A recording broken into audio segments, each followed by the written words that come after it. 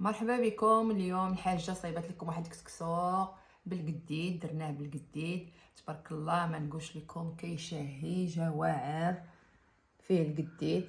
مصايبه الحاجه تبارك الله. ما هاد القديد درناه في العدس، درناه في اللوبيا، كيجي خطير ديال هاد العيد اللي فات.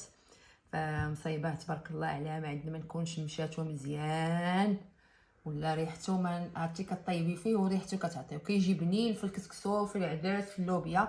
واليوم تبارك الله درتو لنا في كسيكسو. درت الخضره الكروم، درت الخيزو، درت القرعه الخضراء والحمراء، ودرت الخيزو بالانواع. درت الصفر وهاد الاخر حتى هو الابيض والصفر. فجا تبارك الله الكسكسو جا بنين. ما نقولش لكم هذه القصعه الثانيه تبارك الله. شوف ريحته ما نقولش لك حتى بالربيع تبارك الله وريحته. وهنا درت لنا هادو هنا اللي بغى يزيد، حيت كاين اللي كيبغي الكسكسو مسقي مزيان وكاين اللي كيبغي غير شويه. فهنايا شوفوا غير هنا ديالو كيبين لك. ومرحبا بكم عند الحاجه في القناه ديالها، وتبعوها دائما كتجيب لكم الجديد. مرحبا بكم.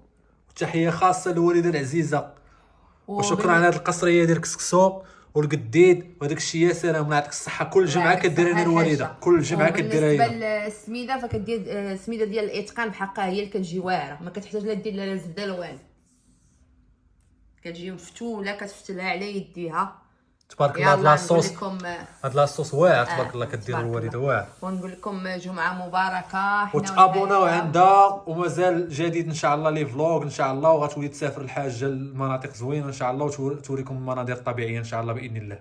شكرا لكم وشكرا على المتابعين الكرام، ودعموا الحاجه بالابوني وبلايك وبارطاج. شكرا، مع السلامه.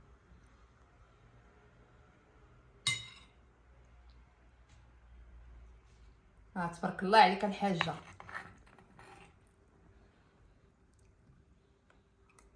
يا سلام، واعر كيشهي واعر تبارك الله ما شاء الله. ريحه القديد واعره. القديد ديال الحاجه خطير، ما يمكنش شي عيد يدوز بلا ما تصايب القديد.